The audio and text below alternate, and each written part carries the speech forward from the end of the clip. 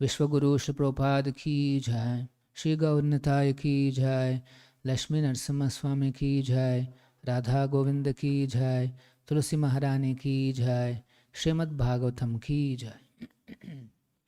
ओम नमो भगवते वासुदेवाय। ओम नमो भगवते वासुदेवाय।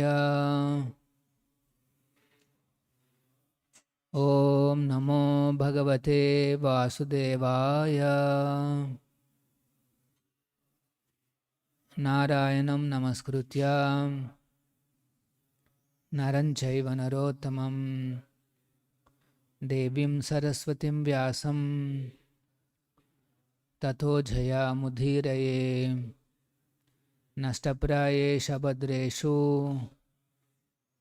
नित्यं भागवत सेवया भगवती उत्तमश्लोके भक्ति भवति नैष्टिकी। Reading from Srimad Bhagavatam, Canto 3, Chapter 26 and Text 15. Etavan eva sankhyata etavaneva sankyato brahmanah sagunasya ha brahmanah sagunasya ha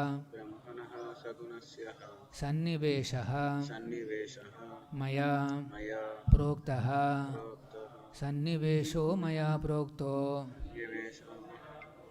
yaha kalah pancha vimshakah yah kala pancha vimshakah etavaneva sankhyato brahmanah sagunasya sannivesho maya prokto yah kala pancha vimshakah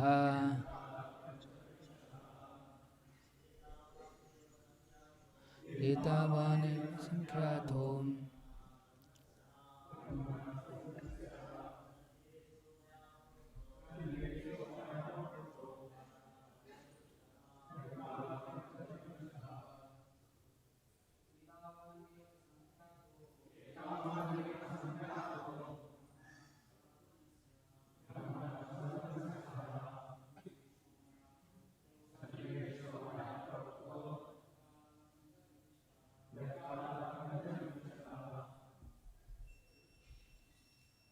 Etavan, so much, eva, just, sankhyatāha, enumerated, brahmanah, of Brahman, sagunasya, with material qualities, ha, indeed, sanniveshaha, arrangement, maya, by me, proktaha, spoken, yaha, which, kalaha, time, panchavimshakaha, the 25th. Translation, purport by His Divine Grace, A.C. Bhaktivedanta Swami Srila Prabhupada. All these are considered the qualified Brahman. The mixing element, which is known as time, is counted as the 25th element. Please repeat, all these are considered the qualified Brahman. The mixing element, which is known as time, is counted as the 25th element. Purport by Srila Prabhupada. According to the Vedic version, there is no existence beyond Brahman. Sarvam khalu yadham Brahma. It is stated also in the Vishnu Puran that whatever we see is Parasya Brahmana Shaktihi. Everything is an expansion of the energy of the Supreme Absolute Truth Brahman. When Brahman is mixed with the three qualities, goodness, passion and ignorance, there results the material expansion, which is sometimes called Saguna Brahman, and which consists of these 25 elements. In the Nirguna Brahman, where there is no material contamination, or in the spiritual world, the three modes, goodness, passion, and ignorance, are not present. Where Nirguna Brahman is found, simple, unalloyed goodness prevails. Saguna Brahman is described by the Sankhya system of philosophy as consisting of 25 elements, including the time factor, past, present, and future. That's the Bhaktivedanta Purport. Madhyanatimirandhasya Gyananjana Shalakaya Chakshurunmilitam Ena Tasmai Shri Gurave Namaha Nama Om Vishnu Padaya Krishna Preshtaya Bhutale Srimate Bhakti Vedanta Swamin Nitinamine Namaste Saraswate Deve Gauravani Pracharine Nirvisesha Shunyavadi Pashyatya Deshatarine Jaya Sri Krishna Chaitanya Prabhu Nityananda Shri Advaita Gadadhara Srivasadi Gaura Bhakta Vrinda Hare Krishna Krishna Krishna Hare Hare Hare Rama Rama Rama Hare Hare. So Lord Kapila is explaining the process of liberation to his mother, Devahuti, and the process is known as Etavaneva Sankhyato. It's called Sankhya Yoga. Here Prabhupada is saying Sankhyataha means enumerated. So enumerating the various elements which make this cosmic manifestation, analytical study of the cosmic manifestation by enumerating the ingredients or the elements involved in it. So in the last few verses we have seen Kapila Muni has enumerated 24 elements which are found in this cosmic manifestation. They are the basic bricks, by which the whole manifestation is built. And here is introducing 25th element. Yah kalaha panchavimshakaha.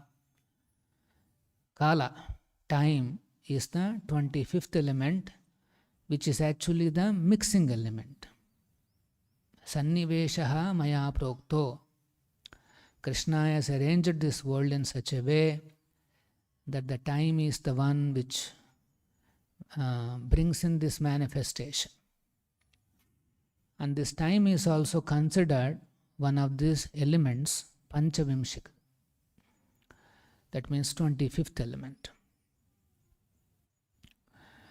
And he also says, Brahmana Sagunasyaha. All these 25 elements are known as Saguna, Saguna Brahman. Important point is that in this universe, everything is Brahman.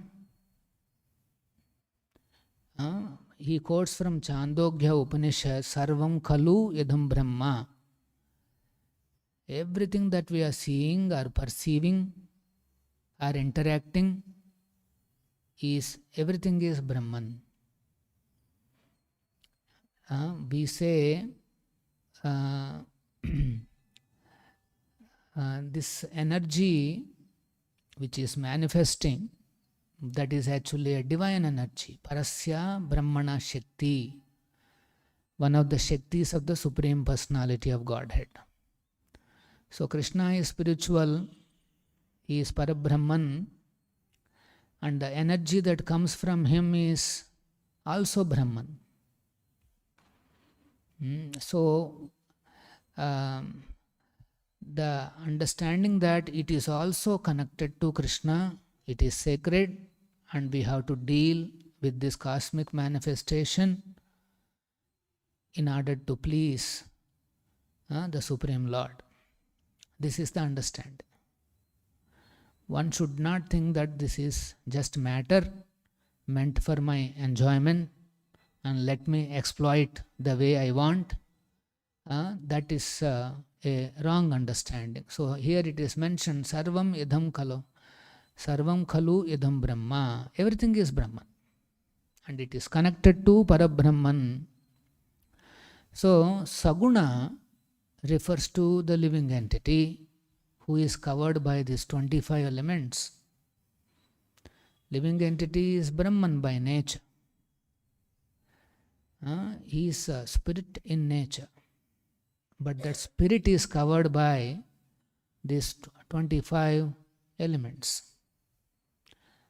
These 25 elements are covering the spirit, the Brahman, and that Brahman is known as Saguna Brahman. There is one more Brahman that is called Nirguna Brahman, who is none other than the Supreme Personality of Godhead. Krishna is Nirguna Brahman. The conditioned living entities are the Saguna Brahman. Everything is Brahman and everybody is one is a wrong philosophy. To think that there is only one all-pervading impersonal Brahman and there are no forms beyond this, the forms that we see in this world. These are the concepts of a Mayavadi philosophy. They consider when Krishna comes to this world, they consider him as a Saguna Brahman. He also becomes polluted or contaminated by three modes. In Bhagavad Gita, Krishna explains, Mamchayo avyabhicharena bhakti yogena sevate.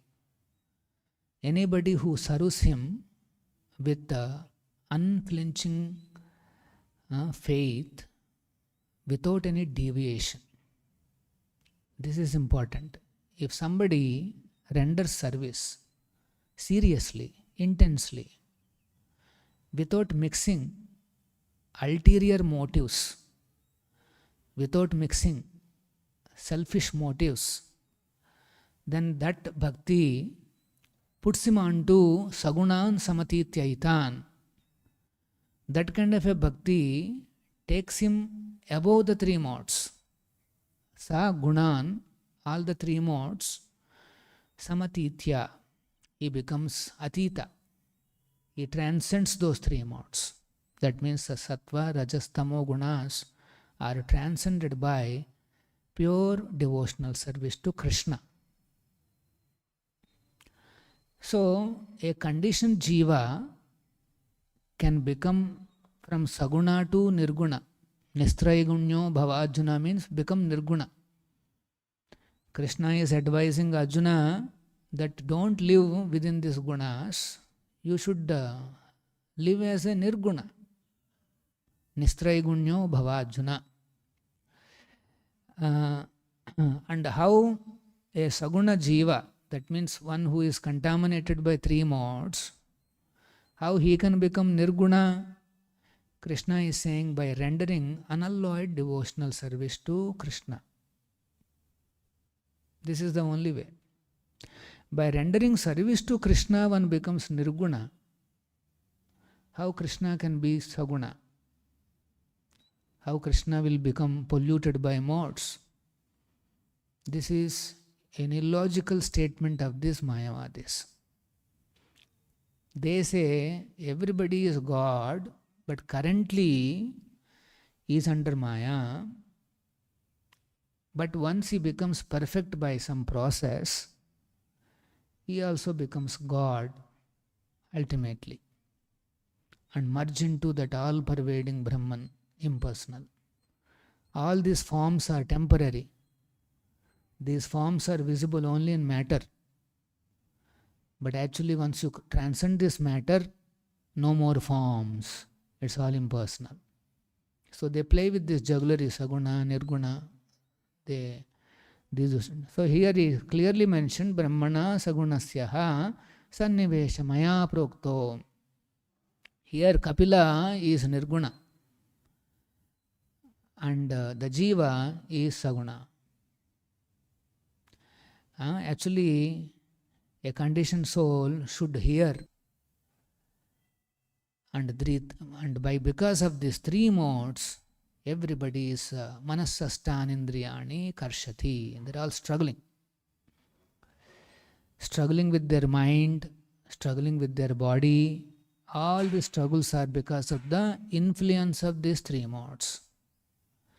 If we want to transcend these three modes, the only way is we have to render pure devotional service to Nirguna Brahman Krishna. This is the only way. So, these 24 elements are mixed by time. Kala. Yah Kala Panchavimshik. Including Kala, this 24, that means 25, all these elements are considered Saguna Brahman. They're all material. Above Saguna Brahman is soul and super soul. And above super soul is the Purushottama Krishna. These three are transcendental. Soul always remains in spiritual existence, even in this world. The soul is asangoyam. It exists always in spiritual existence, but somehow its consciousness is polluted by these three modes because of the identification. And that's why it is going through these turmoils. Yah Kalaha Panchavimshitika. Here it is mentioned, Kala is a mixing element. The mixing element which is known as time. For example, you want to build a tower, then you have to bring all the ingredients, and those ingredients have to be mixed for the next 1 year, 2 years, 3 years. All these things have to be mixed together and made into a shape, like a tower or a building or a temple. And it is there, that picture is there in your mind, but for it to manifest takes time. Kala is involved, it takes time. And by the Kala, the mixing happens and the temple or whatever will be ready. But beyond the Kala is the super soul who has to sanction, yes, this manifestation can come now. And then the super soul is a amsha of the Supreme Personality of Godhead Krishna. So ultimately Krishna is controlling this material world and the material nature. The most important thing in this world is this Kala. Very silently, imperceptibly, the Kala acts in this world. Imperceptibly. For example, you see a person today, he is looking, something, and after say 1 year you see the same person. You can see that he has either become thin or he has become fat or he has become little older. You can see the effect, but you cannot see the process, how Kala has deteriorated or changed that person, that body. The bodies are continuously, there is a lot of creation and destruction going on. So many cells are getting produced, so many cells are getting destroyed every second. This is a scientific fact. That means every second there is a creation, there is a destruction, there is a maintenance going on in this body at the cell level.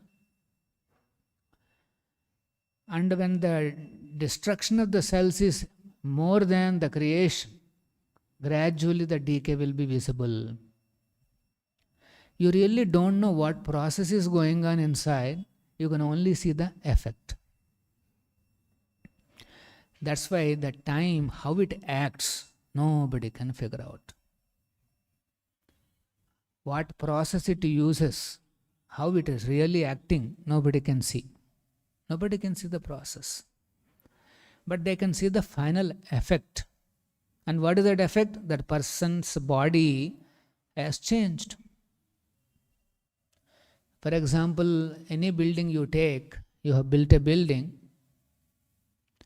and after 1 year you will see the paint has gone, is peeled off, and here and there some bricks are moving, and some things are not working, some way the colors are changing. All these things you will observe, but you don't know the process by which it happens. This is how the time functions.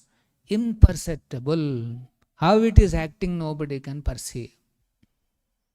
But it is acting silently. We may not be able to see, we may not be able to understand how it is going on, but silently the time is working. And at some point of time, you can only see the impact or the effect of this, the process. What the process that the time is going, implementing. So, it's an impersonal, imperceptible and powerful force which is acting in this world. And time slips away without noticing anything. If we want to move from saguna life, that means the life full of limitations, miseries, and challenges, to a life of freedom, nirguna, freedom, happiness, and enjoyment, the only way is we have to utilize time very carefully. One has to utilize this precious resource in one's life. And this time is so nice. Everybody has equal time every day. I get the same number of hours the way a big man gets. The Prime Minister has the same time. I also have the same time. An ordinary person also has the same time. See, equality. God is equally kind to everybody. He gave the same time to everybody. But how one utilizes this time in order to grow in his life, that makes the difference. Same time is available, but then some people know how to utilize this time, and some they don't understand. And time slips away, one by one, one by one.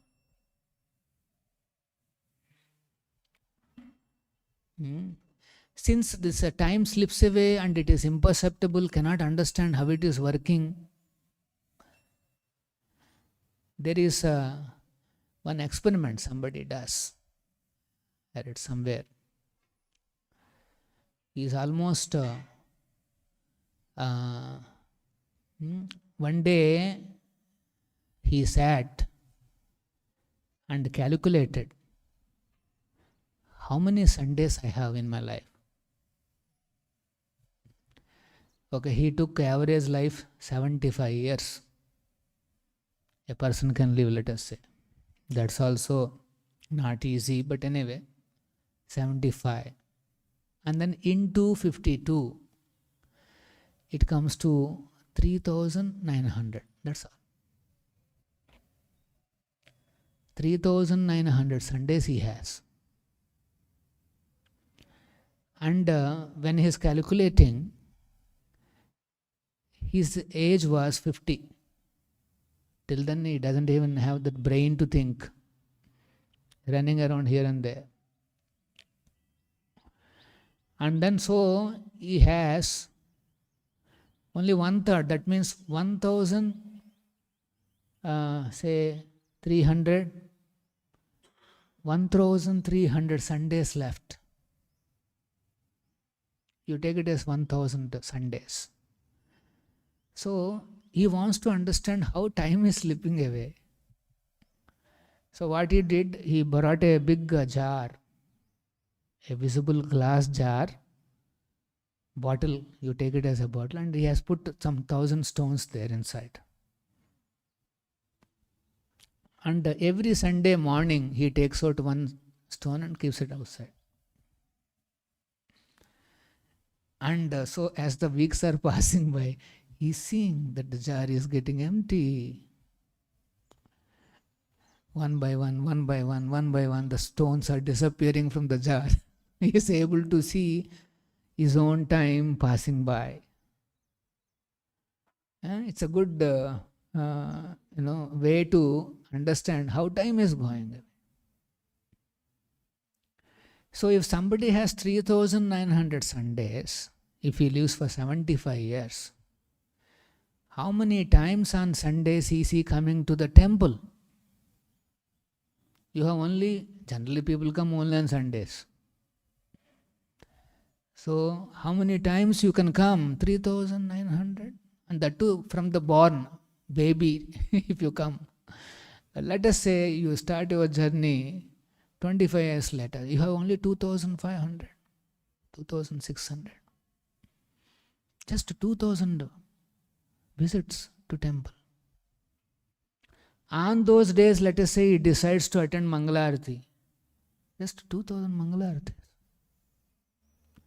But in that, let us say he attends only 50%. 1,000 Mangalaaratis. How time passes by. Like after a long time, I went to Bangalore temple. That time Brahmotsav time, we all go there. And I used to see these pallaki carriers carrying the pallaki year after year. So when I went recently and saw them, one striking thing was all their hairs have become completely white. Not even one single hair is looking little blackish. Everything is turned. That's the effect you can see, but what actually going on, nobody can see. This is how time works. A silent killer. When Arjuna asks Krishna, who are you? When Krishna is exhibiting the universal form, Krishna says, Kalosmi. Lokakshaya krut. I am the time and I am the destroyer of the three worlds. Kala's main function is to destroy. Everything becomes chaotic over time. Everything becomes decayed over time. Everything gets disorganized over time. This is how the time is.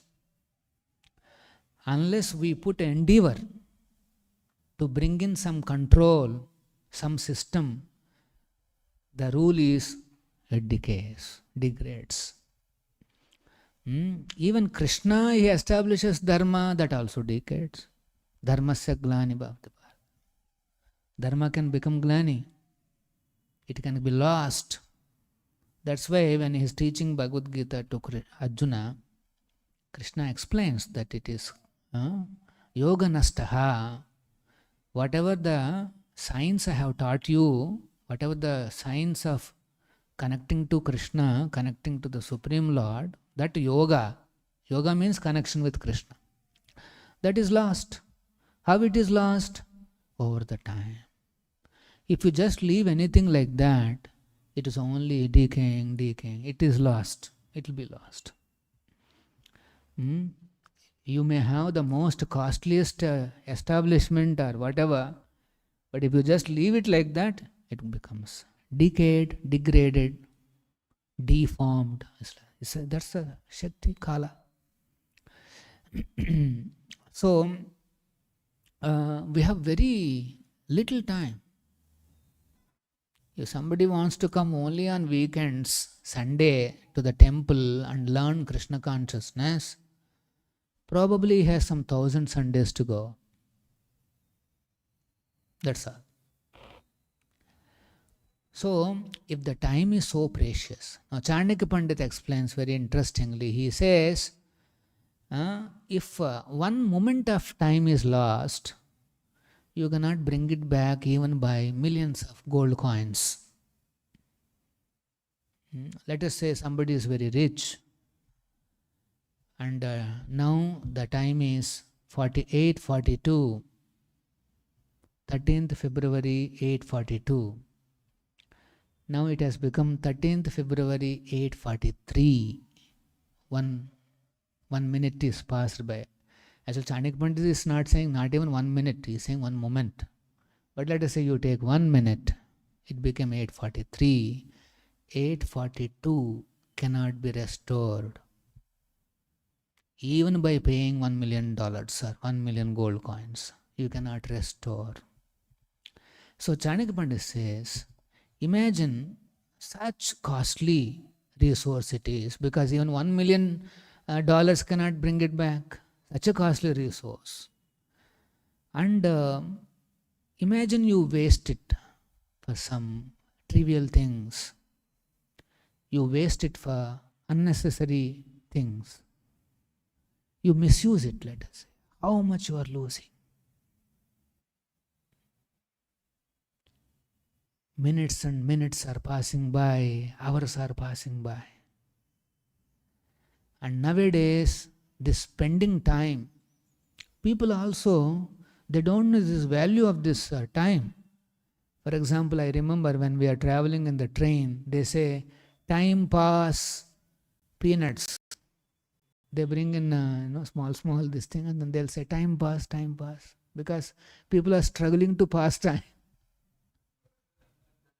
So they come and give one packet of those batani or peanuts and all that, and they'll say time pass. And go on eating. This is the time pass. Of course, now time pass is easy because they got the mobile. And when somebody gets into the reels, hours pass by. Now, are you really getting benefited by this? Rolling of this reels? Are you getting any benefit? At the end of turning, the benefit that he gets is he feels lonely. And then he feels a little depressed that I have not done anything concrete. So, unless we transcend these 25 elements, Brahmana, this Brahman, that means the living entity, has no hope. Simply struggling in this world with some imaginative goals. I want to be like this, I want to be like that, and simply struggling, that's all. And at the end of struggling all this, what is he left with? The Kala brings the final moments, comes in the form of death. And what does the death do? Take away everything from that jiva. Actually, he takes away the jiva from all his possessions and this, and relatives and resources and this, and everything goes in one shot. And after death, will the living entity survive this death process? Yes. So then intelligence is, what should I do now so that I have a better life? Even materialists also, they're very careful about this time. Because if I lose one moment, I cannot get it back. It's a very costly resource. So let me improve. Shastra is saying, yes, you are improving. In the next 5 years, 10 years, you have plans how to improve. But why are you not improving your next life? Then they'll say, no, there is no next life. We don't believe in next life. So then the question is, you should investigate whether there is next life or not. If the next life is not there, okay, you are saved. But let us, if the next life is there, then what are you going to do? What is your planning for that? So first get into this jijnasa, that yes, I know whether next life is there or not. So devotees, they have gone through all this, they understood that yes, I am actually Brahman in nature. My life is connected to Krishna. Without Krishna, I cannot survive, I cannot exist. And so, a devotee, he renders pure devotional service to Krishna.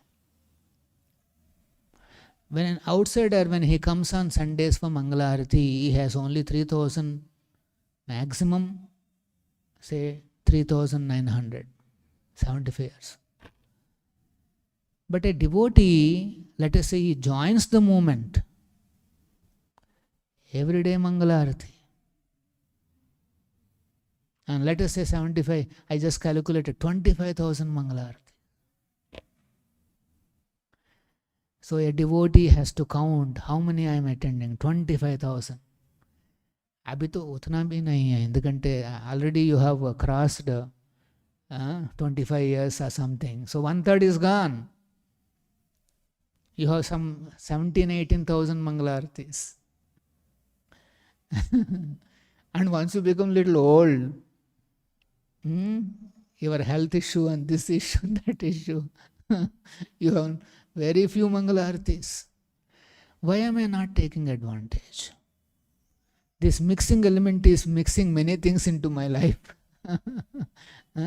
Kala is so, devotee is very conscious of this. One has to be very conscious of time. And then how much he is spending the time for Krishna, this is the consciousness. This is Krishna consciousness. How much time I am spending. Harek minute, harek second, let us say if I can use it for Krishna, that is my life. This is the thinking of a Madhyamadhikari. He doesn't tolerate wasting 1 second or 1 moment without Krishna consciousness. So devotees, they should become very, very expert in utilizing this time. They should not waste time. Let us say we go to, for bodily works or necessities. Don't spend too much time. Quickly finish and ensure that we give maximum time for Krishna's service. Reading Prabhupada books, chanting more rounds.